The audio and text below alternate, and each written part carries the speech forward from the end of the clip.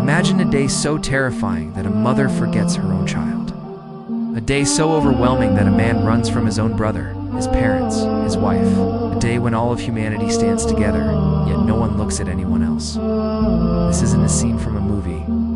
This is the day of judgment. Today, we're going to reflect on a powerful hadith of the Prophet Muhammad, peace be upon him, that shakes the heart and awakens a faith that may have fallen asleep. This narration is found in the famous collection, Riyadh, as-Salihin, in the chapter on the fear of Allah. And on that day, the fear is not imagined. It is real. Aisha, may Allah be pleased with her, said she heard the Messenger of Allah say, "The people will be gathered on the day of resurrection barefoot, naked and uncircumcised." Think about that. Barefoot, without clothes, without any physical distinction, no wealth, no status, no titles, kings and beggars, scholars and sinners, the powerful and the weak all equal, all exposed, all waiting. When Aisha heard this, her heart trembled. With the modesty that defined the women of that generation, she asked, "O Messenger of Allah, will men and women be together, looking at one another?" Her concern wasn't curiosity. It was pure modesty, a fear of shame before Allah. The Prophet, peace be upon him, replied, "O Aisha, the matter will be far more severe than that." Why? Because on that day, nakedness won't matter, family won't matter. Allah describes this moment in the Quran. On that day, a man will flee from his brother, and from his mother and his father, and from his wife and his children. For every person that day will be a matter that occupies him.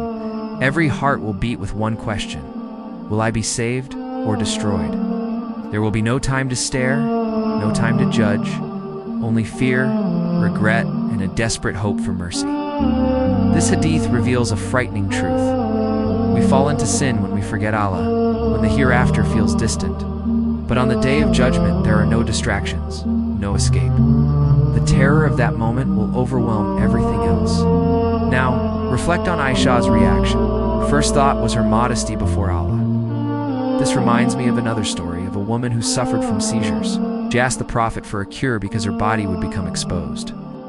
He gave her a choice: patience with the reward of paradise, or a prayer for her cure. She chose patience, but asked him to pray that she would not become exposed. She preferred illness over immodesty.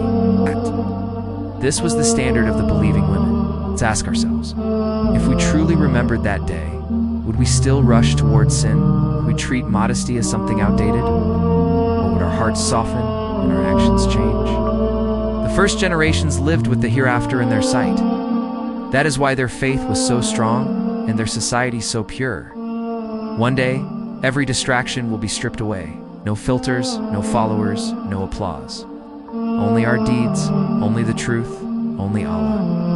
On that day, no one will look at anyone else, because everyone will be looking inward at a record they cannot deny. We ask Allah to grant us guidance, piety, and purity of heart and body, so that we may meet Him without shame.